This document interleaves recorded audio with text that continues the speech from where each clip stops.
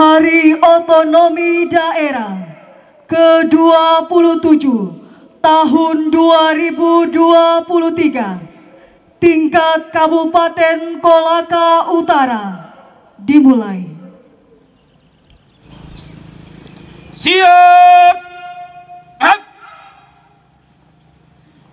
Pembacaan sejarah otonomi daerah.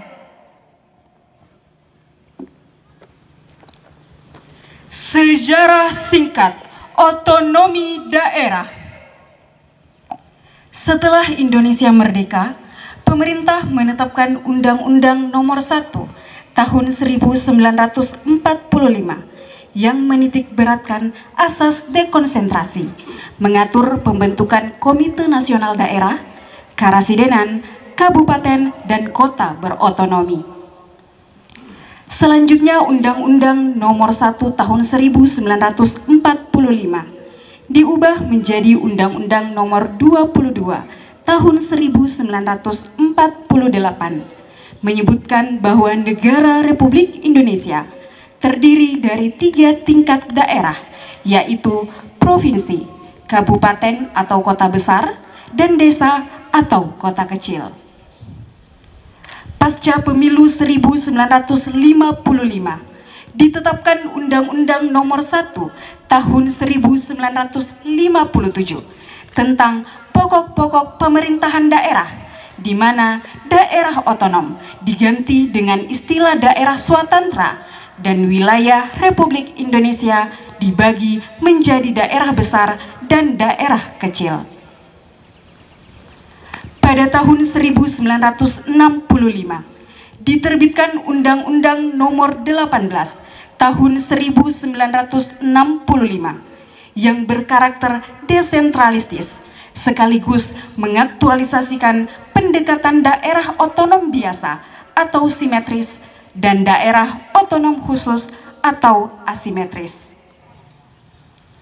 Undang-Undang Nomor 22 Tahun 1999 disambut penuh semangat dengan implikasi yang luar biasa, mulai dari masifnya pembentukan daerah otonomi baru atau DOB sebanyak 7 provinsi, 115 kabupaten, dan 26 kota. Sekian.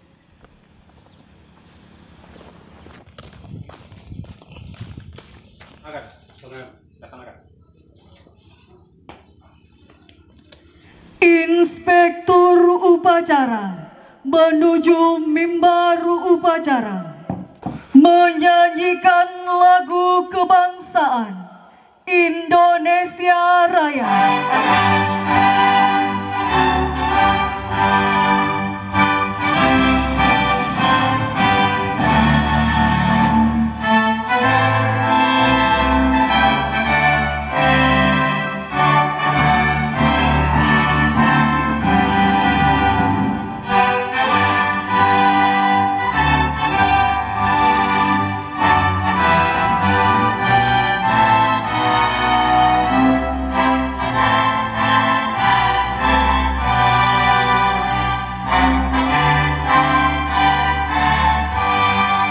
Penghormatan kepada Inspektur Upacara.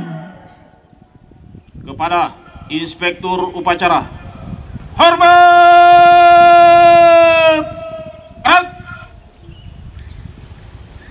Tegak!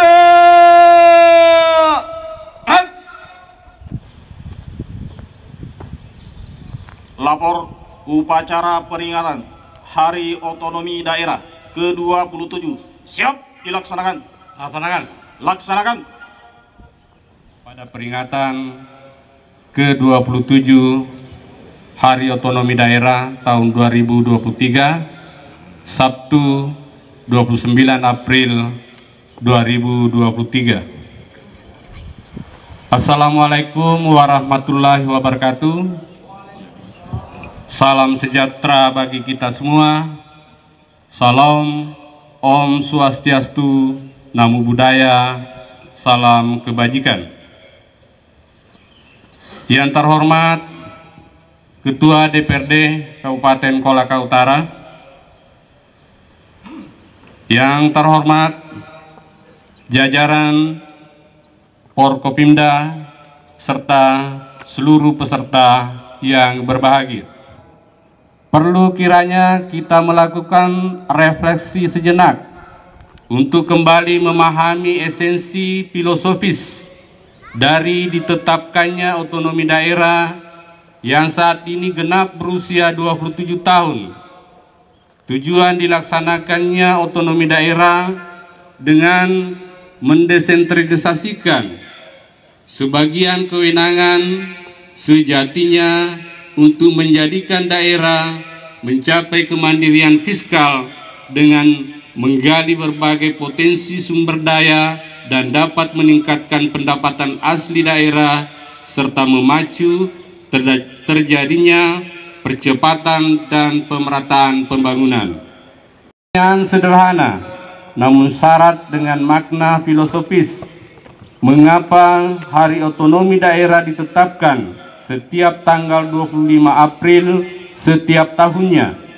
Oleh karena itu, perlu kiranya kita melakukan refleksi sejenak untuk kembali memahami esensi filosofis dari ditetapkannya otonomi daerah yang saat ini genap berusia 27 tahun. Pada tahun 1995,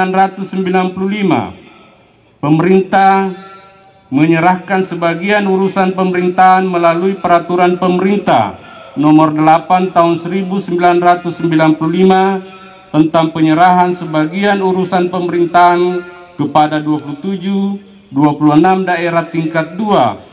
Percontohan ditetapkan 21 April 1995. Kebijakan ini dijadikan tonggak dalam pelaksanaan otonomi daerah sehingga pada tanggal 7 Februari 1996 pemerintah pusat mengeluarkan keputusan Presiden nomor 11 tahun 1996 tentang Hari Otonomi Daerah ditetapkan 7 Februari 1996. Melalui keputusan tersebut menetapkan bahwa tanggal 25 April sebagai Hari Otonomi Daerah. Lahirlah Undang-Undang Nomor 22 Tahun 1999 tentang Pemerintahan Daerah ditetapkan 7 Mei 1999 yang membenahi hubungan pusat dan daerah.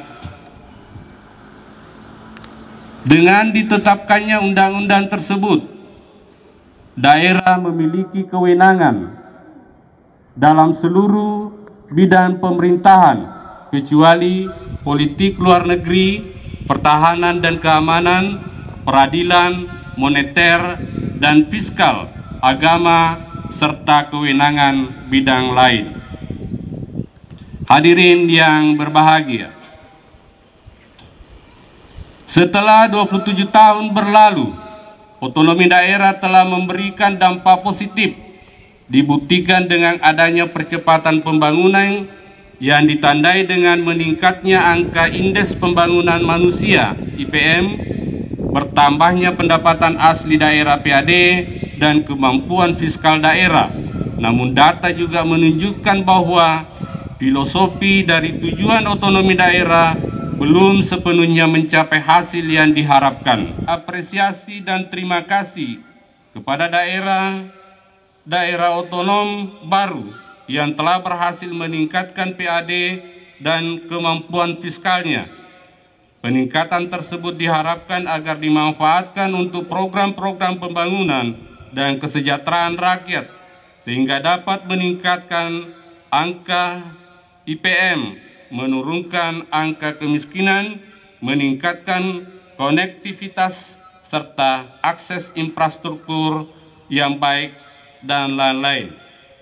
Selain itu, kepala daerah yang kemampuan PAD dan fiskalnya baik, tetapi IPM-nya masih rendah, angka kemiskinan masih cukup tinggi, dan akses infrastruktur belum baik, perlu kiranya melakukan evaluasi untuk memastikan bahwa penyusunan program dan kegiatan dalam APBD agar tetap tepat sasaran, efektif, serta efisien. Selamat memperingati Hari Otonomi Daerah yang ke-27, Otonomi Daerah Maju Indonesia Unggul.